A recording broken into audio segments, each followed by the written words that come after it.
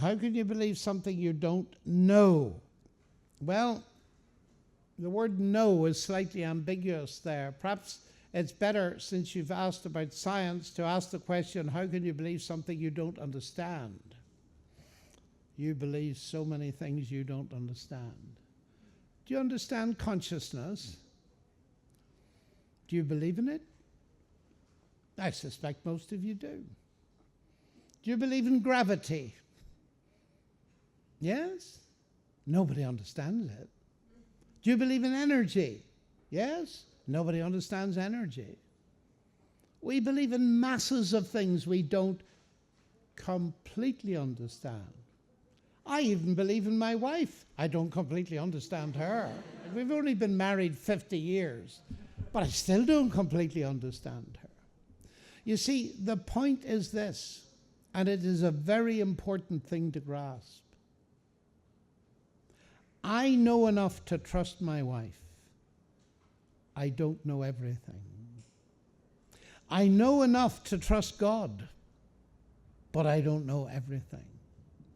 And the way I get to know my wife is because she talks to me and she reveals herself to me. You see, if she didn't speak and I put her under a microscope or computer tomography or investigated her with sonar or X-rays or gamma rays or beta rays or epsilon rays or any kind of rays, I'd never get to know her.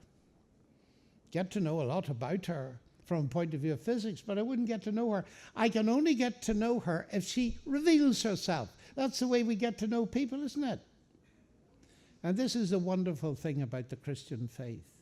You see, you may have got the impression from what I've said, because we're only starting the week, you know, that it's our search for God, and we're trying to see if there's evidence for God. That's important. But the other side of the story is God's search for me. And here's where Christianity tells us that God is not only searching for me, God has become human to show me what his heart is like and to show me what his attitude is to me. Just like my wife revealing herself. Now, if you decide as an atheist that there's no such thing as revelation, well, you're happy to believe that. But is there any evidence that what you believe is true? Or is there evidence, on the other hand, that Christ has revealed the heart of God? So this is where it becomes specific, because we're persons, we're not just theories. God is not just a theory, folks.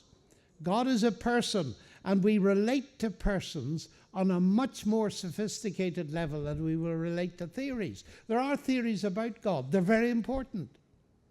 But God is not simply a theory. So the claim is, and that will be explained during the week, how you can get to God. And one of the questions actually reflects this and says, science fails more in explaining things related to human beings than the rest of the universe. Well, of course it does, because you are much more complex than the rest of the universe. And you should have found that out by now. Human beings are very complex. They cannot be reduced to sets of equations. And so sciences like psychology and so on are, by definition, vastly complex. Economics, the movement of trade, the thought of people, literature, this is all hugely complex. And the natural sciences aren't geared to deal with it. They're successful precisely because they can only answer a limited range of questions, mostly questions of how it works. They don't answer the why questions of purpose at all.